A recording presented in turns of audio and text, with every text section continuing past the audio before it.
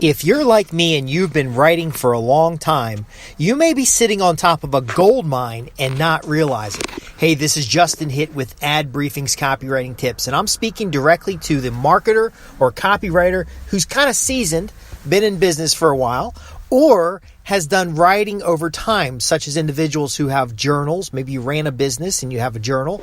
You were successful in a career and you have a journal. You are sitting on top of a gold mine. And I'd like to share a story with you. I have a personal goal now.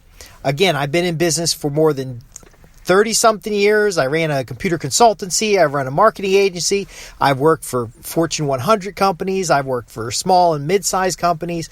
I've done a lot over the years, and it's been consistent to maintain journals, work logs like engineering notebooks, and to write content, because that is part of the day-to-day activities I do. Most of the work that I've done has been advisory or evaluation type work. Now, I've done sales and marketing, and that I created marketing materials to generate appointments and meetings, but I've also written clients and technical documents as well. So I had 22 years of documents in text file format. So a little thing you may not know about my workflow that might really save you a lot of effort in the long run is I actually write the majority of my content, at least the first draft, in a text file. Every email newsletter, every email that of significance back and forth with clients, every set of notes, research, everything like that, it was in a text file format, which I converted to a language called Markdown. Now, I used to write large documents in something called LaTeX. That's beyond the scope of what we're talking here. But basically, 22 years of just text documents. I have another 2 gigabytes of Word documents and open office documents and Word Perfect documents for the folks that know this. But here's my point. When you organize these materials and put them in one place, you discover something magical, literally magical. You can create an outline based on your experience, then gather those materials together and have a book in 90 minutes or less. Imagine all these years you wanted to have a book to establish credibility, to position yourself in a marketplace. You wanted to have a book to have residual income, and you haven't been able to do it, and I can produce a book in 90 minutes. Now, again, like I said, I've brought together all of my marketing materials for the last 22 years, all of my articles, all of my podcast notes, all of my show notes, I've done more than 500 podcasts. The podcasts that are available online today are only the ones that are on the newest platform. I think I'm using Spreaker. Before that, I used Libsyn. Before that, it was all self-hosted. There's content, volumes of it, and the biggest problem that many marketers have, same thing with copywriters, same thing with Stephen King as a writer, is finding all the materials so that you can reuse them. However, if you've written in text over the years, or you've written in pretty common platforms, you can easily convert everything into, now I like to use Markdown because it's a very simple language to use, but again, text files. The reason we're using text files, and this is the secret of marketing, is so that we can file these in such a way that we can access them again. What I found, now that I'm being more nomadic and mobile with my work, is that text files are small, they're easy to transfer, they can be converted in and out of different formats. So I can take a Markdown document and turn it into a Word document. I can turn a Word document into a Markdown document. But again, it gives me transparency. Here's the biggest benefit though. If you want to write a special report, you want to write a book, you want to write a series of newsletter articles for promoting yourself or your client, you can go into these documents like a database and quickly extract value and results. Now, instead of starting from scratch now, you're building on past research. I'll tell you what I found today. I found 450 quotes.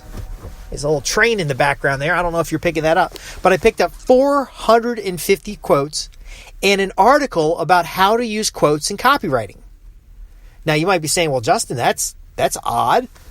Yes, well, over 22 years, maybe about 10, 15 years ago, I wrote an article about how to use quotations to build authority and to position yourself, whether you're writing sales letters and you want to demonstrate a point using someone else's words, or you're setting up the individual for taking responsibility and moving forward with something, quotes are a valuable way of doing that. I found 450 quotes in a text file that was basically where I was storing quotes that I was using in materials, or I'd research quotes for clients, and they were organized by quotes about charisma, quotes about success, quotes on time management, all of that. Now, 450 quotes, I haven't finished formatting it yet, is about, I don't know, it's like 70 pages.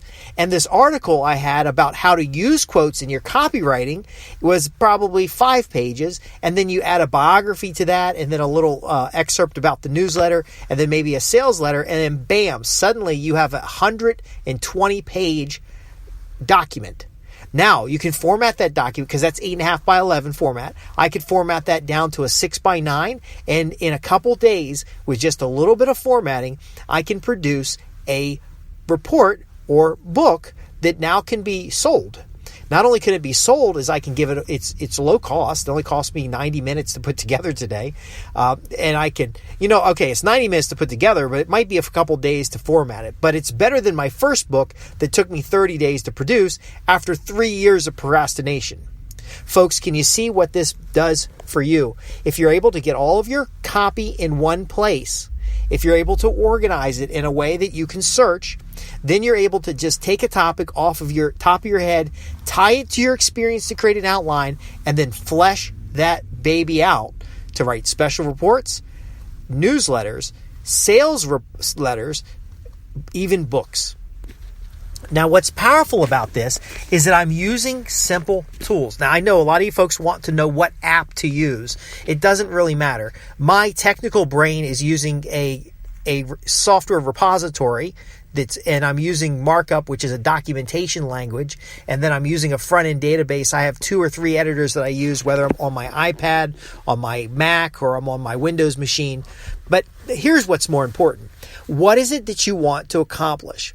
Once you bring these documents together, whether it's filing them in a file cabinet, and I did have a little spurt a while back where I was scanning all the documents I had in file cabinets and putting them in a repository with character recognition. You can do that.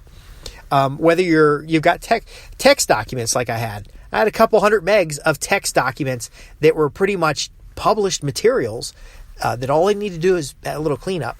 Or you have the need for, maybe you have a certain niche customer and you want to know that you could confidently go out and offer products and services, but because your time is limited, you want to make sure that you can go and do that work quickly. Now, it doesn't mean you charge less because the work's easier to do, but it ultimately means that you can provide more significant value in your work because you're not spending a lot of time doing research on topics you've done again. You're now able to refresh. So it doesn't matter what tool you use. You want to use the tool that's best for you, but I would advise you on simplifying things.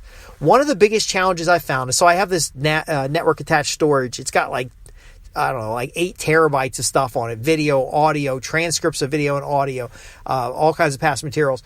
One of the problems I'm finding today is it actually doesn't stay up all the time.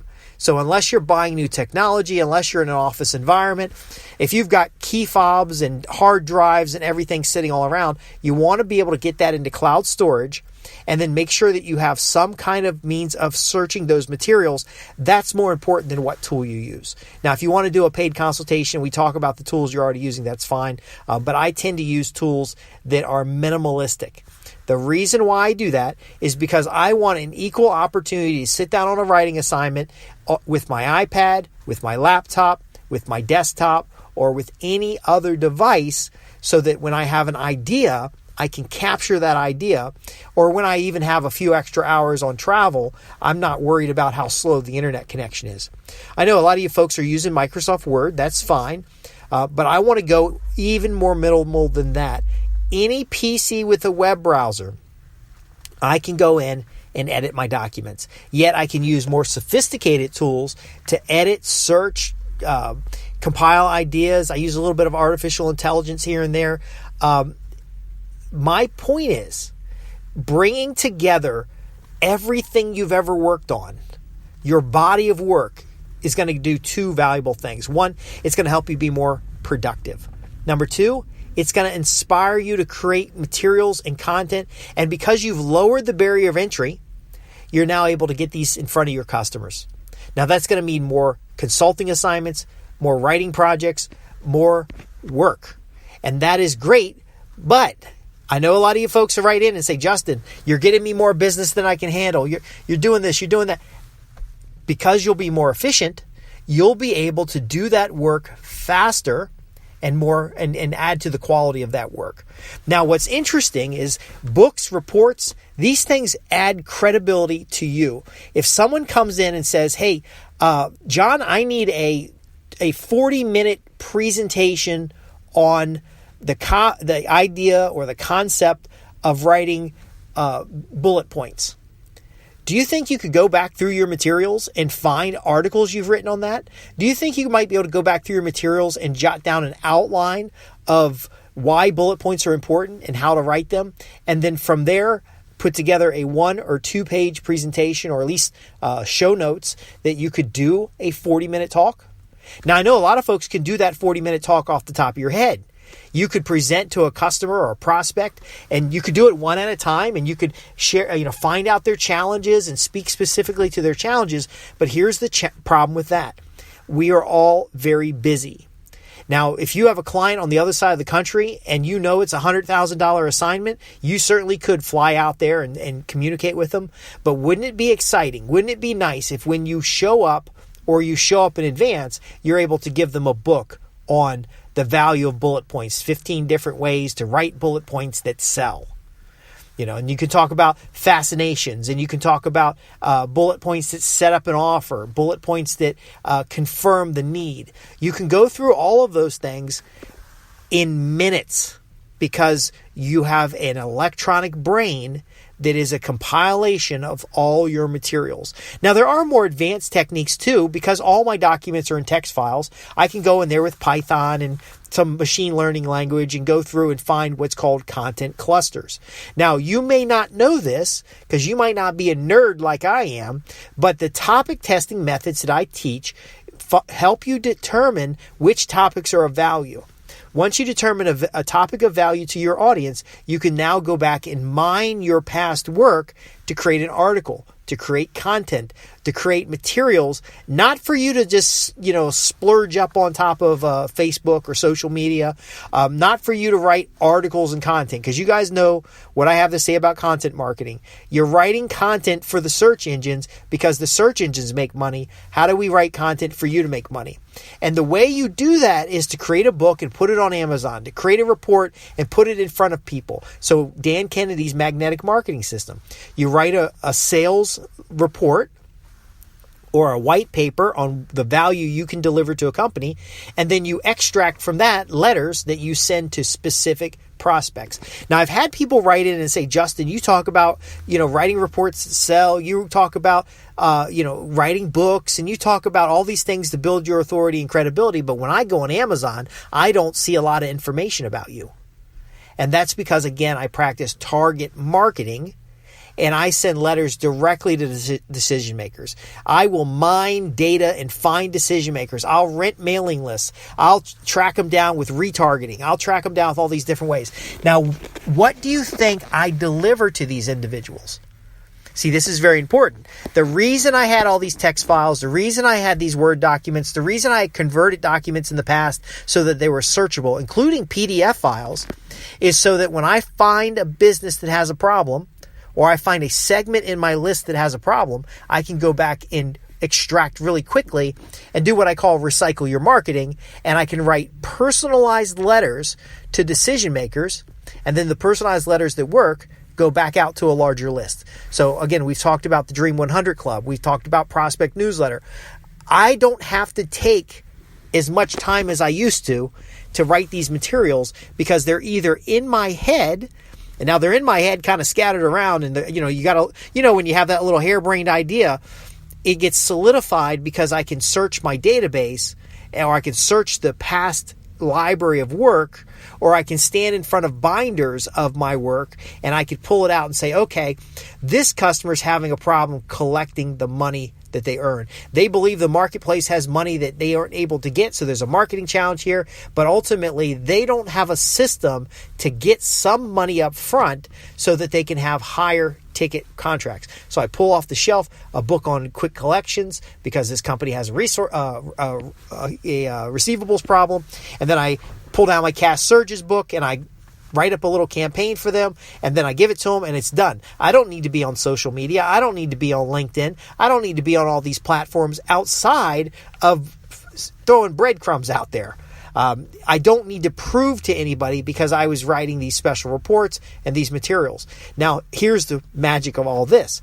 Putting 22 years of materials together. Now, I haven't put the whole library in the database yet. I have somebody working on that. I was able to find like 1 or 2 time use special reports. So I just described to you a system. A long time ago, I think it's about 1996, I discovered Dan Kenney's magnetic marketing system. I would write a special report that positioned me as an expert in a specific service or topic area. Now I have in the back of that report a pitch, but in the early days, it was just a white paper. I would then take from the white paper key points, write 4 or 5 letters. Then I would send those letters to individuals who could hire me or I've pre-qualified having the value to hire me.